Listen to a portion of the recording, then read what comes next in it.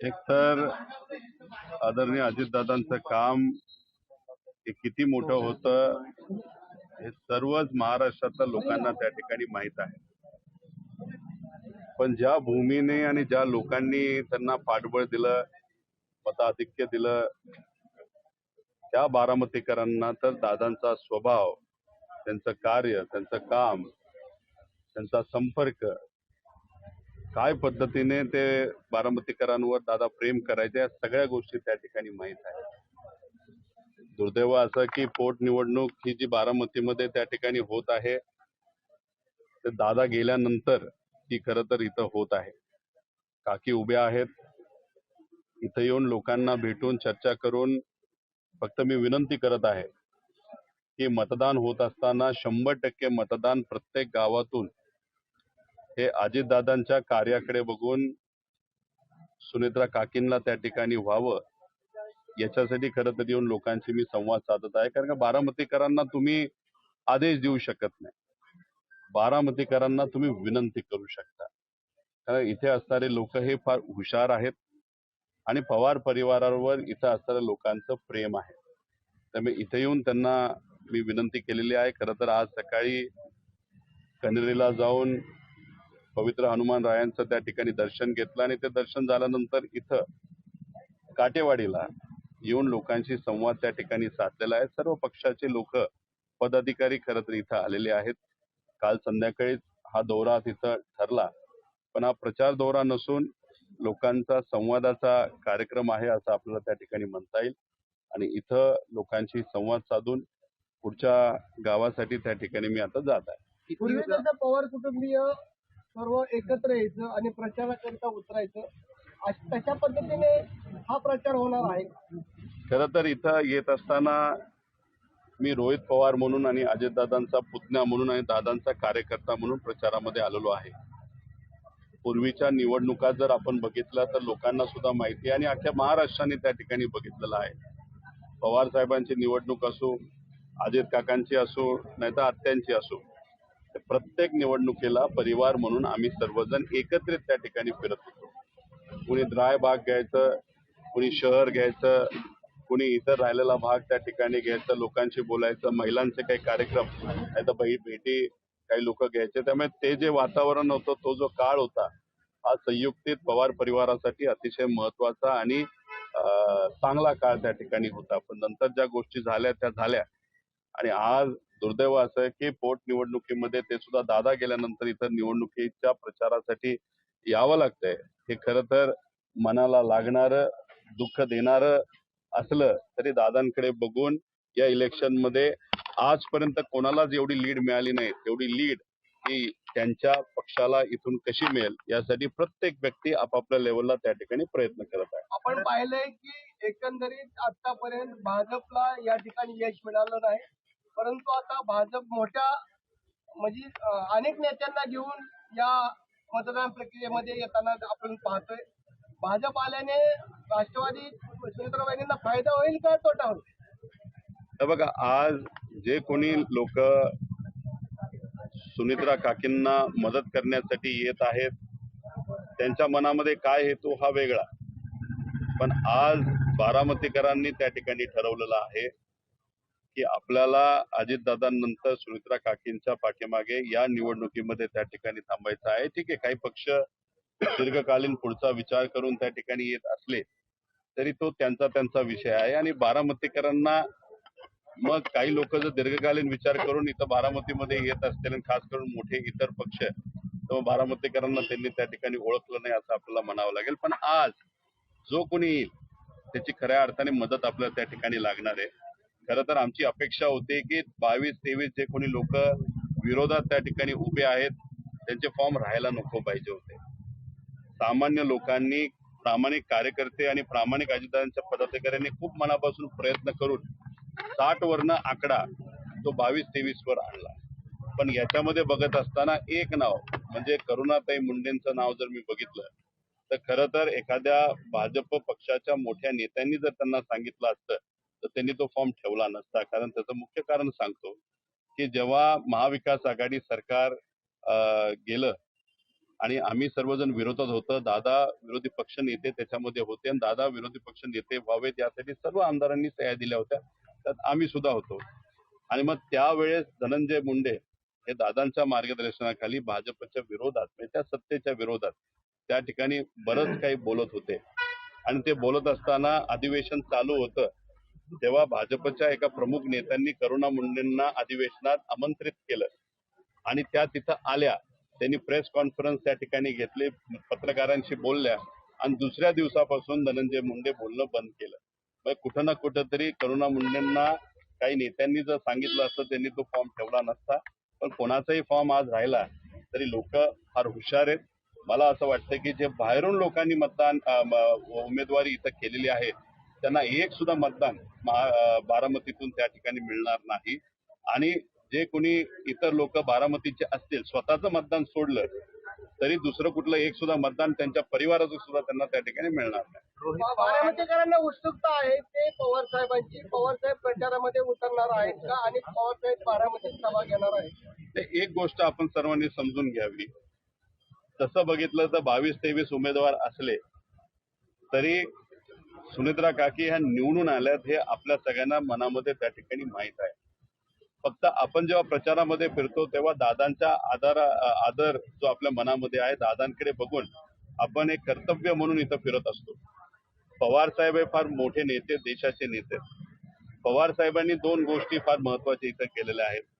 एक गोष्ट सगळ्यात महत्वाची म्हणजे इथं जर आपण बघितलं दादांचा पक्ष आणि पवार साहेबांचा पक्ष या दोन प्रमुख पक्षांना जास्त ताकद इथं असणारी लोक त्या ठिकाणी देत असतात. म्हणजे लोकसभा पण बघितली आणि विधानसभा बघितली तर प्लस मायनस दोन्ही पक्ष इथं झालेले आहेत. तर सगळ्यात पहिला निर्णय जर कुठल्या पक्षाली ही निवडणूक बिनविरोध करण्याचा घेतला असेल आणि उमेदवार न घेण्याचा घेतला असेल तर तो पवार साहेबांच्या पक्षाचा होता. त्यामुळे पवार साहेबांनी तो निर्णय अतिशय महत्वाचा घेतला आणि त्याच्याचबरोबर काँग्रेस शेवटच्या दिवसापर्यंत फॉर्म मागे घेते का नाही, कारण काँग्रेसची पण अपेक्षा अशी होती आणि त्यांची कंडिशन अशी होती की दादांच्या बाबतीतला FIR हा झाला पाहिजे, कारवाई ही पारदर्शक पद्धतीने आणि जलद गतीने झाली पाहिजे. पण शेवटी पवार साहेब, सुप्रियाताई आणि आमच्यासारख्या काही लोकांनी थोडेफार प्रयत्न त्या ठिकाणी केल्यामुळे काँग्रेसने सुद्धा तिथं माघार घेतली. म्हणजे प्रमुख पक्ष आज रिंगणामध्ये त्या ठिकाणी कुठं नाहीयेत आणि त्याच्यामध्ये मोठा वाटा हा पवार साहेबांचा होता. त्या पवार साहेबांनी इथं सभाच घेतली पाहिजे असं कोणाची त्या ठिकाणी अपेक्षा नाहीये असं मला तरी त्या ठिकाणी वाटतं. जे करायचं होतं परिवारचा प्रमुख म्हणून त्यांनी त्यांची ड्युटी नाही तर जबाबदारी ही चोख पद्धतीने पार पाडली असं लोकांचं सुद्धा मत आहे. दादा खरं तर ही निवडणूक एकतर्फी आहे याचा निकाल निश्चित. एवढ्या मोठ्या प्रमाणात प्रचार का केला? कसं असतं की अजितदादांनी अनेक लोकांना राजकारणामध्ये येण्यासाठी मदत केलेली आहे. सामाजिक दृष्टिकोनातून मदत केलेली आहे. व्यक्तिगत मदत अजितदादांनी तिथं केलेली आहे. त्यामुळे या निवडणुकामध्ये आमच्यासारखे जे लोक नाही तर इतरही लोक जे प्रचारामध्ये सहभाग घेत आहेत ते अजितदादांनी केलेल्या मदतीमुळे, दिलेल्या प्रेमामुळे, दिलेल्या ताकदीमुळे एक अजितदादांच्या प्रती असणारा आदर आणि प्रेम याच्यासाठी लोक प्रचारामध्ये त्या ठिकाणी आलेले आहेत. त्यामुळे याच्या पलीकडे जाऊन भावनिक नातं सोडलं तर मला असं वाटतं की दुसरं कुठला विषय नसावा. जय पवार देखील प्रचार करतायत. आगामी काळात दोघं मिळून काय प्रचार करण्याचं नियोजन आहे किंवा त्यांच्याशी बोलून तुमचा प्रचार चालू का तुम्ही तुमच्या वैयक्तिक पातळीवर? सगळे आपापल्या लेवलला त्या ठिकाणी ते पक्ष म्हणून तिथं प्रतिनिधित्व त्या ठिकाणी करून त्यांचा प्रचार तिथं सुरू आहे. 23 तारखेला मतदान आहे. त्यामुळे आजपासून आपण जर बघितलं तर वेळ काळ थोडासा कमी राहिलेला आहे. त्यामुळे जेणेकरून आपापल्या लेवलला वेगवेगळ्या भागामध्ये प्रचार जर केला तर व्याप्ती सुद्धा प्रचाराची तिथं वाढत असते. त्यामुळे त्यांचा वेगळ्या बाजूचा प्रचार चालू आहे आणि आमचा दुसऱ्या बाजूला चालू आहे आणि इतरही जे परिवारातले इतर लोक आहेत ते आपापल्या लेवलला त्या ठिकाणी प्रचार करत आहेत. सांगता सभेला आपण सर्व एकाच मंचावर दिसलो. ठीक आहे बघा, सांगता सभा, नारळ वाढवण्याचा कार्यक्रम, फॉर्म भरण्याचा कार्यक्रम तसं बघितलं तर त्या पक्षाचा कार्यक्रम त्या ठिकाणी होता. त्यामुळे तिथं म्हणजे कुठेही संवाद आमचा त्या ठिकाणी झाला नसल्यामुळे आम्ही तिथं गेलो नव्हतो. शेवटी प्रयत्न काय आहेत की सांगता सभा सुद्धा ही प्रचाराची सांगता सभा असते. प्रचारामध्ये सहभाग घेतला म्हणजे खूप काय झालं असं मला तरी त्या ठिकाणी वाटतं. तुम्ही आता असं म्हणालात की भाजप दीर्घकालीन विचार करते. रोहित पवार बारामतीमध्ये दीर्घकालीन काय विचार करण्याच्या भूमिकेत आहेत? हे बघा, माझा स्वभाव तुम्हाला त्या ठिकाणी माहित आहे. मी जे काय आहे ते ओपनली त्या ठिकाणी बोलतो. इथं माझा जन्म झालेला आहे, माझं मतदान अजून सुद्धा त्या ठिकाणी बारामतीत आहे. मी जिल्हा परिषद या भागातून उभा होतो. दादांनी मला निवडणुकीला त्या ठिकाणी पहिलं तिकीट दिलं होतं. त्यामुळे मी इथं येण्याचं कारण दादांच्या प्रती असणारा आदर आहे. आता हे हा इलेक्शन झाल्यानंतर त्या ठिकाणी शेवटी काकी सुद्धा अजितदादांचीच प्रेरणा घेऊन अजितदादांसारखंच त्या ठिकाणी काम करतील आणि मग आम्हाला आमचा मतदारसंघ आहेच ना, कर्जत जामखेड, तिथं असणाऱ्या लोकांनी सुद्धा विश्वास त्या ठिकाणी आमच्यावर हा टाकलेला आहे. एवढी मोठी ताकद आमच्या विरोधात असताना सुद्धा थोडक्यानं का होईना मताने निवडून येऊन या सरकारला जाब विचारण्याची संधी मला तिथं असणाऱ्या लोकांनी त्या ठिकाणी दिलेली आहे. त्यामुळे राजकारण हे जे काय असतं ते आपण प्लॅन करून जात असतो. प्लॅन हा कर्जत जामखेडचाच आहे आणि राजकारण हे उद्या जाऊन कसं होईल कोणालाच त्या ठिकाणी माहित नाही. दादा, शिवसेना उद्धव बाळासाहेब ठाकरे गटाच्या कार्याध्यक्षपदी आदित्य ठाकरे यांची नेमणूक होणार आहे माहिती समजते. जूनमध्ये कार्यकारिणीची बैठक होणार आहे आणि एकमताने हा निर्णय घेतला होणार आहे. ते घेतला जात असेल तर चांगली गोष्ट आहे. ते स्वतः कॅबिनेट मंत्री राहिलेले आहेत. परिवारातला एक भाग आहे. युवा पिढी त्यांच्या पाठीमागे त्या ठिकाणी आहे. त्यामुळे त्यांना कार्याध्यक्ष पद त्या ठिकाणी मिळालं तर ती चांगलीच गोष्ट आहे. शेवटी तो त्यांचा तिथं पक्ष आहे.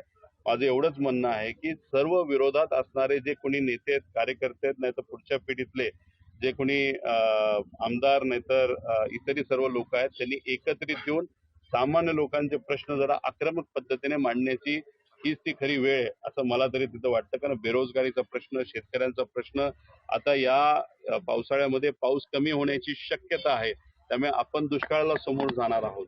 त्यामुळे तेही मुद्दे असतील, महिला सुरक्षेचे मुद्दे, हे विषय आक्रमक पद्धतीने कुठलंही त्या ठिकाणी पद असलं काय नसलं काय आपल्याला त्या ठिकाणी सत्तेतल्या लोकांना सुद्धा त्यांच्या नेत्यांपुढे मांडावे लागतील आणि आमच्यासारख्या विरोधकाला सुद्धा रस्त्यावर उतरून ते मुद्दे त्या ठिकाणी मांडावे लागतील.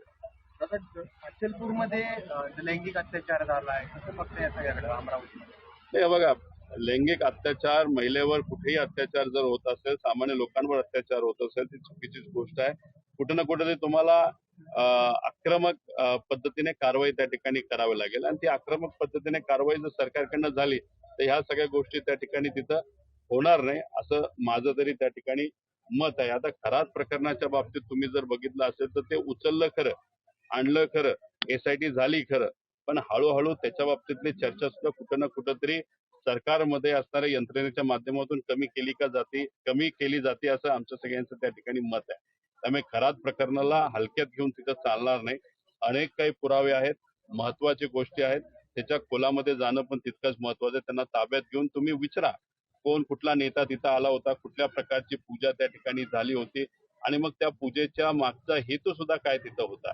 3-4 दिवसापूर्वी तिथे असणारे नाशिकचाच एक द्राक्ष उत्पादक शेतकरी जो तिथं जाऊन खरातांना म्हणजे गुरु मानत होता आणि त्यामुळे त्या ठिकाणी तो तिथं सातत्याने त्यांना भेटत होता. तर त्या एका व्यक्तीला सांगून मला त्या ठिकाणी निरोप दिला की जेव्हा त्या व्यक्तीला पवार परिवारावर प्रेम करणारा व्यक्ती होता, त्या व्यक्तीला खराताला जेव्हा विचारलं होतं की पवार परिवाराचं उद्या जाऊन काय वाटतं, तेव्हा खराताकडनं जे सांगण्यात आलं, जे मला त्या ठिकाणी कळालेलं आहे, अजितदादांच्या ऍक्सिडेंट पूर्वी हे पवार परिवारावर एक खूप मोठा आघात होऊ शकतो अशी चर्चा खरात या व्यक्तीने त्या व्यक्तीकडे केली होती. त्यामुळे हे सगळे जे काही प्रश्न आहेत, हे प्रश्न जे लोकांच्या मनामध्ये आहेत, नाही तर लोकांच्या चर्चेमध्ये आहेत, हे तपासाच्या माध्यमातून कुठं ना कुठेतरी संपले पाहिजे. आणि दुसरी चर्चा अजून अशी सुद्धा आहे. मोठा दावा करतात. अरे आता तुम्ही लोकांची चर्चा केल्याशिवाय होणार नाही ना. आता त्याच्यात दुसरा विषय असा पण आहे की काही जे लोक तिथं पूजेला जायचे, जी कुठली ब्लॅक पूजा होती, काळी पूजा असते का वेगळी पूजा असते हे मला तरी त्या ठिकाणी सांगता येणार नाही. पण जे कोणी लोक तिथं जात होते ते का जात होते, दादांच्या घराबाहेर ती पूजा कशी झाली होती, कुणी केली होती, हे कुठेतरी आपल्याला समजलं पाहिजे. आता त्याच्यामध्ये जे काही एक इतर विषय आहेत, मी खरं तर आता 23 तारखेनंतर याच्यावर जास्त स्पष्टपणे बोलू शकतो. त्यामुळे इथं माझं फक्त एवढंच म्हणणं आहे की एखादी घटना जर कुठं त्या ठिकाणी घडत असेल आणि लोकांच्या मनामध्ये प्रश्न असतील तर ते कुठेतरी चर्चेतून इन्व्हेस्टिगेशन पारदर्शक पद्धतीने त्या व्यक्तीला विचारून ह्या सगळ्या गोष्टी बाहेर आल्या पाहिजे आणि तपास योग्य पद्धतीने झाला पाहिजे. तपास योग्य पद्धतीने होतोय असं तुम्हाला वाटते का? आणि होत नसेल तर का होत नाही आणि कुणामुळे होत नाही? नाही, SITने आतापर्यंत केलेलं काम हे चांगलं आहे. त्याच्यामध्ये जे काही पुरावे आणले, खरं तर खूप मोठ्या प्रमाणात पुरावे, व्हिडिओ, काही गोष्टी आता SITकडे आलेल्या आहेत. त्यामुळे SITचं काम हे आतापर्यंत चांगलं आहेच. फक्त माझा प्रश्न एवढाच आहे की सामान्य लोकांचे व्हिडिओ बाहेर आले, महिलांचे व्हिडिओ बाहेर आले, ते येणं चुकीचं होतं. पण नेत्यांचा व्हिडिओ असताना सुद्धा बाहेर येत नसेल तर मग कुणी काय त्याचा राजकीय दृष्टिकोनातून फायदा करत आहे का? एवढंच आमचं मत आहे. आणि एसआयटी खूप चांगलं काम करते, एवढ्या गोष्टी ते बाहेर काढू शकले. दुसरा प्रश्न आम्हा सगळ्यांना असा पण पडलेला आहे, मग एसआयटी एवढं काम करू शकते तर मग एसआयटी पेक्षा मोठी संस्था जर या राज्यामध्ये कुठली असेल तर सीआयडी आहे. मग सीआयडी संस्थेकडे आमच्या दादांचा अपघाताचा नाहीतर घातपाताचा विषय देऊन सुद्धा सीआयडी कडनं मात्र एसआयटी एवढं जल्लद गतीने काम का केलं जात नाही, असा साहजिकच आमच्या मनामध्ये प्रश्न आहे. ब्लॅक बॉक्सचा गुड आणखी कायमच आहे. आम्ही ते कायम ठेवणार नाही. काही दिवस आपण वाट बघू. शेवटी बघा अधिवेशनामध्ये सुद्धा आणि सुमित्रा काकी सुद्धा आपापल्या लेवलला प्रयत्न त्या ठिकाणी करत आहेत. दिल्लीत जाऊन सुद्धा त्या मोठ्या नेत्यांना भेटल्यात, त्यांनी सुद्धा या बाबतीतली चर्चा केली असावी. पार जे त्यांच्या लेवलला वडिलांना न्याय देण्यासाठी ते आपापल्या लेवलला प्रयत्न करत आहे. आम्ही आमच्या लेवलला प्रयत्न करत आहे. हा ब्लॅक बॉक्सचा मुद्दा नक्कीच आश्चर्यजनक आहे. अधिवेशनामध्ये जेव्हा मी मुद्दा मांडला तेव्हा मुख्यमंत्र्यांनी आम्हाला उत्तर दिलेलं आहे. मुख्यमंत्र्यांनी उत्तर देत असताना काही गोष्टी सांगितल्यात की आम्ही जाऊन बोलू करू, पण आता बऱ्याच राज्यांमध्ये इलेक्शन असल्यामुळे मुख्यमंत्री सुद्धा त्या इलेक्शन मध्ये थोडेसे व्यस्त आहेत. एकदा 23-24 ची तारीख होऊ द्या, पुढचे 7 दिवस अजून आपण या सरकारला त्या ठिकाणी देऊ आणि मग खरंच अधिवेशनामध्ये ज्या ज्या गोष्टी काय बोलल्या गेल्या त्या पद्धतीने या सरकारकडनं गोष्टी होत आहेत का हे त्या ठिकाणी बघू. कारण हे बघा आम्हाला इथं काय आज आक्रमक बोलून राजकारण करायचं नाही, कारण दादांचा विषय हा राजकीय विषयापेक्षा पलीकडे गेलेला विषय, तो भावनिक आहे. त्यात कुठेही प्रकारचं राजकारण नव्हतं. सगळ्यांना तेवढी समान संधी देऊन इन्व्हेस्टिगेशन फक्त लवकर आणि पारदर्शक पद्धतीने व्हावं अशी आमच्या सगळ्यांची इच्छा आहे. खराबचा एन्काउंटरची असलेली शंका खासदार सुनील शिंदे यांनी व्यक्त केलेली आहे, कारण त्यात अनेक घटनादारांची नावं देखील समोर येण्याची शंका नाही, याच्या आधी मी सुद्धा हा मुद्दा त्या ठिकाणी बोललेलो आहे की भीती अशी वाटते की खरात सुसाईड प्रकरण सुसाईड करून मृत्यू झाले अशी चर्चा होऊ शकते. आणि एन्काउंटर सुद्धा त्या ठिकाणी केलं जाऊ शकतं, कारण का त्यांना बरीच काही माहिती आहे. त्यामुळे या सगळ्या गोष्टी लक्षात घेऊन त्यांनी केलेलं कृत्य हे चुकीचंच आहे. त्या माणसाले त्याच्यावर तर कारवाई, त्याला जेलमध्ये आयुष्यभर टाकलं पाहिजे. जी कुठली कारवाई ती करा, पण माहिती घेणं, तपास योग्य दिशेने घेऊन जाणं हे पण तितकंच त्या ठिकाणी महत्वाचं आहे. राष्ट्रवादीच्या प्रचारात सुरुवातीला पवार साहेबांचा बॅनरवरती फोटो लावण्यात आला, त्यानंतर परत तो फोटो काढण्यात आला. नाही, आता हे बघा, मला काय कुठल्या पक्षाला मुद्दामून काय गोष्टी केल्यात असं मला तरी त्या ठिकाणी माहित नाही. पण शेवटी जेव्हा पक्ष वेगळे असतात तेव्हा त्या पक्षाचं अस्तित्व सुद्धा तिथं वेगळं असतं. त्यामुळे एका पक्षाच्या बॅनरवर दुसऱ्या पक्षाचा नेत्याचा फोटो आला तर दुसरा जो पक्ष आहे तिथं असणाऱ्या कार्यकर्त्यांमध्ये संभ्रम हा निर्माण होऊ शकतो. त्यामुळे इथं फोटो, आता बघा, बिनविरोध करण्यासाठी पवार साहेबांनी खूप महत्वपूर्ण रोल प्ले केलाय. त्यांनी त्या ठिकाणी लक्ष घातलंय, त्यांचा खूप मोठा वाटा आहे हे दुनियाला त्या ठिकाणी माहिती, बारामतीकरांना माहिती. फक्त साहेबांचं मत एवढंच असावं आणि कदाचित त्यामुळेच तो निर्णय तिथं बदलला असावा की पक्ष वेगळे आहेत, फोटोमध्ये मात्र त्या ठिकाणी कुठेही काय गोष्टी मिक्स करू नका अशी भूमिका साहेबांची असावी. दादा विलिनीकरण थांबलंच म्हणायचं. आता प्रचारासाठी मी काकींच्या प्रचारासाठी आलेलो आहे. एकदा प्रचार होऊ द्या, मतदान त्या ठिकाणी होऊ द्या, त्याचा निकाल तिथे येऊ द्या. महाराष्ट्रात आजपर्यंत कुणी एवढ्या मताधिक्याने निवडून नाही आलं, तेवढ्या मताधिक्याने काकींना निवडून येऊ द्या, त्यानंतर मी राजकीय भूमिका घेईन. संदर्भातच भाजपने एका नेत्याने विलीनीकरणाला आमचा विरोध नाही असं म्हटलंय, मात्र आता ही परिस्थिती शक्य नाही असं देखील त्यांनी त्या संदर्भात खूप मी तेच म्हणतो, एकदा रिझल्ट येऊ द्या, मग मी याच्यावर राजकीय भूमिकेतून त्या ठिकाणी बोलेन. मला माहित नाही काकी कुठे आहेत, कारण शेवटी त्या उपमुख्यमंत्री सुद्धा आहेत, त्यांच्याकडे अनेक हाती आहेत, मंत्री सुद्धा आहेत. तर मला असं वाटतं की अजितदादा याच्यापूर्वी कनेरीला येऊन पवित्र मंदिरामध्ये त्या ठिकाणी नारळ फोडायचे आणि त्यानंतर डायरेक्ट सांगता सभेला यायचे. आता ती स्टाईल काकींनी सुद्धा या इलेक्शन मध्ये सांभाळावी असं मला तरी वाटतं, कारण का हे जे कार्यकर्ते पदाधिकारी नागरिक आहेत, कुणी इथं येऊन काही सांगितलं, विरोधात सुद्धा सांगितलं, ते इतके बारामतीकर हुशार आहेत, त्यांना काय करायचं हे माहिती आहे. त्यामुळे त्यांच्याकडे जर संविधानिक पद अख्ख्या महाराष्ट्राचं असेल तर त्यांनी त्या पदाच्या माध्यमातून महाराष्ट्राला सेवा द्यावी, सांगत्या सभेला यावं.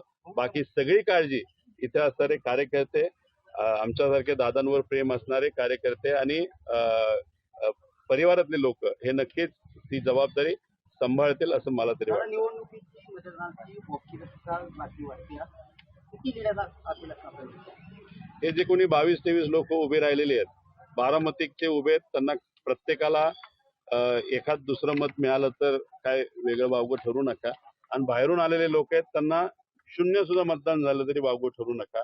त्यामुळे म्हणूनच मी लोकांना म्हणतो मतदान जास्त करा. बाकी मतदान जेवढं जास्त होईल 3.5 लाख मतदान जर झालं 100% मतदान झालं तर मग समजून घ्या तेवढ्या पटीने म्हणजे 99% 98% मतदान हे अजितदादांच्या पक्षाला दादांकडे बघून त्या ठिकाणी होईल. 3 लाख झालं तर 99-98% आणि जर समजा 2.5 लाख झालं तर म्हणून मताधिक्य वाढवायचं असेल तर मतदानचा टक्का हा वाढून घेणं पण तितकंच महत्वाचं आहे. थँक्यू.